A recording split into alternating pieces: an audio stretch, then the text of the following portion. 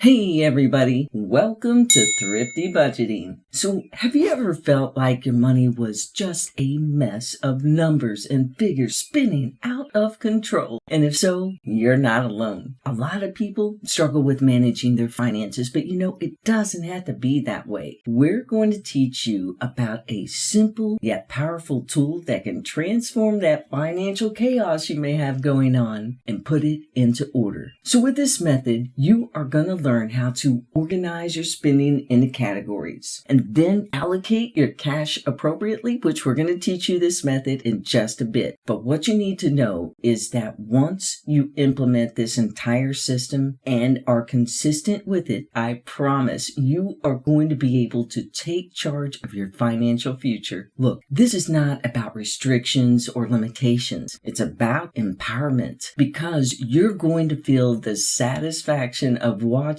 your savings grow and then your debts shrink. And right along with that, your stress levels are going to plummet. So, are you ready to learn this method of cash stuffing? If so, let's go. Now make sure to watch this video all the way to the end so you can get the full scoop and learn how to effectively implement this cash stuffing method. And that way you can start saving right away. So you would have to be living under a rock not to have noticed that everything today seems like it is tap to pay, insert chip to pay, and swipe to pay. And oh my, how technology has made it virtually mindless for us to pay for something. The problem though with these quick forms of payment is that you lose touch with reality and your primary purchasing tool, which is your hard-earned money. So with these tap, insert, and swipe forms of payments, people really don't realize how much money they're spending. So if this sounds a little familiar to you and you feel like you're falling into that same mindless payment entrapment, then cash stuffing very well could be your saving grace. What we like about cash stuffing is that it forces you to live within your means. How? Well, it literally assigns a job to every dollar that you make. So if you're a compulsive spender or have a harder time holding on to your cash than a cat has with a laser pointer, and you are looking for ways to stop excessive spending, get out of debt, and learn some form of how to budget, then you're really going to love this system. So let's take it from the top.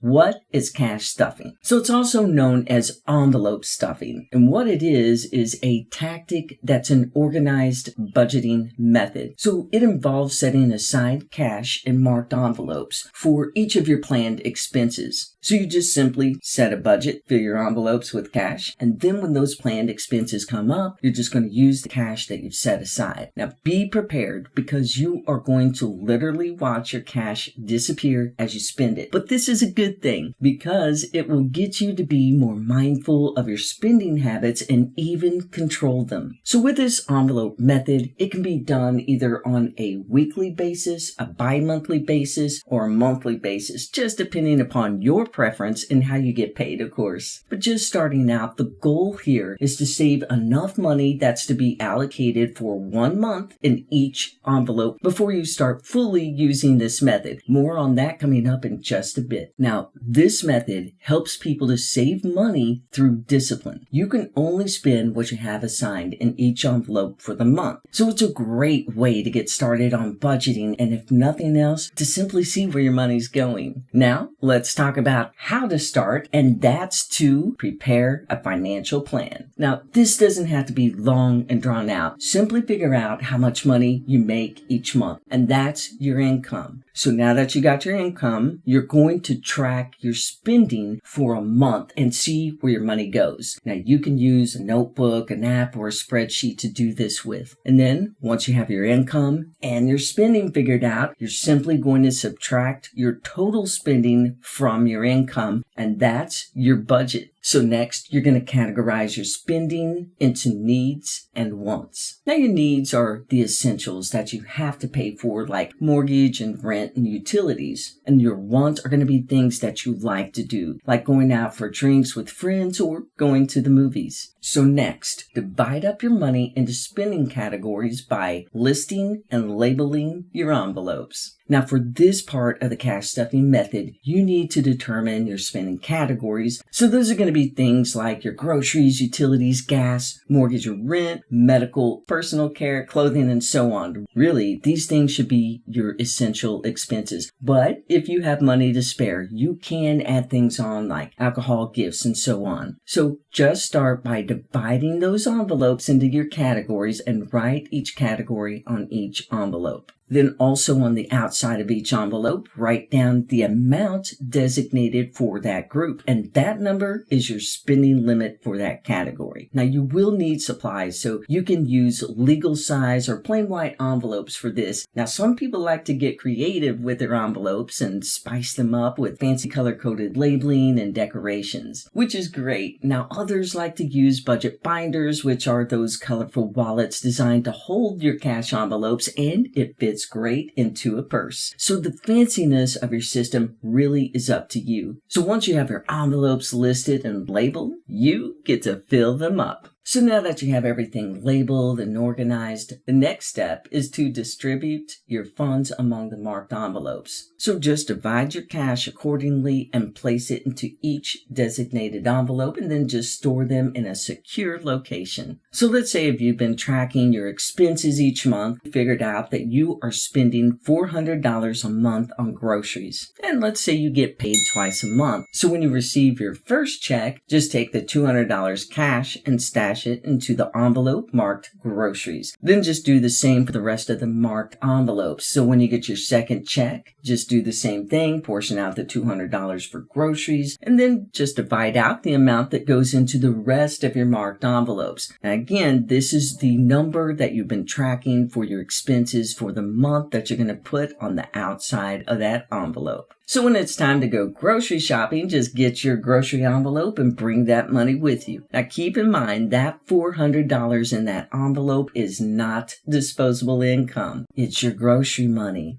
All of it. All of it. All of it. So if you spend it all on that first trip, you don't have any money left for groceries for the rest of the month. However, if you spend only a portion of it, you can put the rest of the money back in that grocery envelope until you go grocery shopping again. And hey, if you've got any cash left over in your grocery envelope at the end of the month, then that's awesome. You've got yourself a little bonus on your hands. So you can carry it over for the next month or start a debt payoff envelope or a savings budget. And you know what? This works for all of your envelopes. So if you come in under budget for the month, use that extra dough wisely. You could pay off some debt, boost your savings, or give a little help to another envelope that might be falling short. The main idea is to keep that extra moolah working for you within your own system, and that way your money will keep helping you out. Now, you want to be sure to keep a running balance on each envelope. So this is going to help you figure out how much money that you have left in each category. So every time that you remove cash from an envelope for a purchase in that category, write the amount removed as well as the date and the reason that it was removed on the envelope. And then just write the new amount that is left in the envelope. So that brings us to the question, what if an envelope ran out of money? I mean, it's tempting, but don't borrow cash from other envelopes. Shuffling your cash from one envelope to fund another is a really good way to destroy a perfectly good working system. I mean, you can't rob from Peter to pay Paul and expect to get ahead. It just doesn't work that way. Now keep in mind that the purpose of using the cash stuffing method is to control your spending so you can stick to a budget. And another thought is don't spend just to spend, even if you feel like you have more than enough in a designated envelope. And the reason why is you want to be a conscious spender, not someone who just throws money away. So the trick to making this cash stuffing method work is that you have to play by the rules. Now, this means that during the month, absolutely no money comes out of the grocery envelope except to pay for groceries. So when your food cash is gone, it's gone. No more grocery shopping until the grocery envelope is replenished. Now, if you need food, too bad. No, I'm kidding. You just dig through your pantry and then raid your fridge and piece together meals. Now, you have to be diligent and you have to be fair to the system. Otherwise, it won't work. So now that you have the first month out of the way, you can restart the process. So at the end of the month, you're just going to collect all your envelopes. Record which ones still have cash in them and which ones are empty. Be sure and note any overages and shortages from your previous. So ask those questions of, did you have any money left over in the envelopes? Did you run out of money in the envelopes? Make those notes and adjust your budget for the next month. Also, you want to remember to adjust the amount of money given for each envelope if needed. So now you are ready to redo the cash stuffing process all over again. But wait, what about online expenses?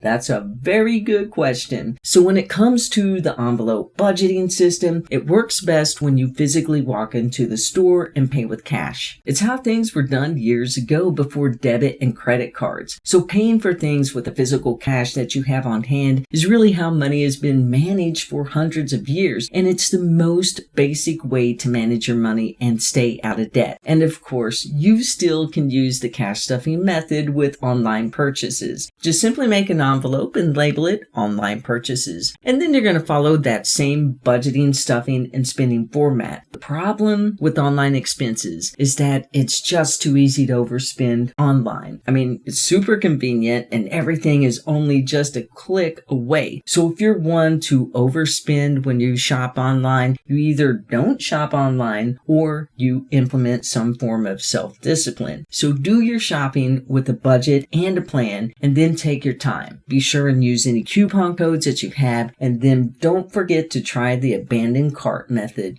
That's where you do all your shopping, fully load your cart, and then you're going to close out your window and step away for 2 to 3 days. After that time, that's when you're going to check your email to see if the company sent you a coupon code, and that way you can at least get a discount. Now just remember that online shopping really is no different when you follow this budgeting system. You just have to be more aware and practice some more self-control. You've got this. Also, don't forget to keep a running tally of your online purchases on your envelope as well. So one thing you don't want to forget is after you've done your online shopping is to go to that online envelope, take the cash out, run to your bank, make a deposit, and then make your credit card payment just as soon as possible. And that's all there is to it. Envelope stuffing is really just another way that you can keep track of your expenses and to prevent overspending and credit card debt. So it really helps keep you on track and holds you accountable. And those are some cash stuffing tips that you can use to avoid overspending and to save money if you're on a budget. Hey, let us know in the comments if you've come across any handy tips recently. We all need to help one another. And if you're not already, we would love for you to become a part of our Thrifty budgeting family. So please be sure and hit that subscribe button and turn on the notification bell. That way you don't miss out on any of our videos on Thrifty budgeting. So let's connect and I'll see you in the next video. Take care.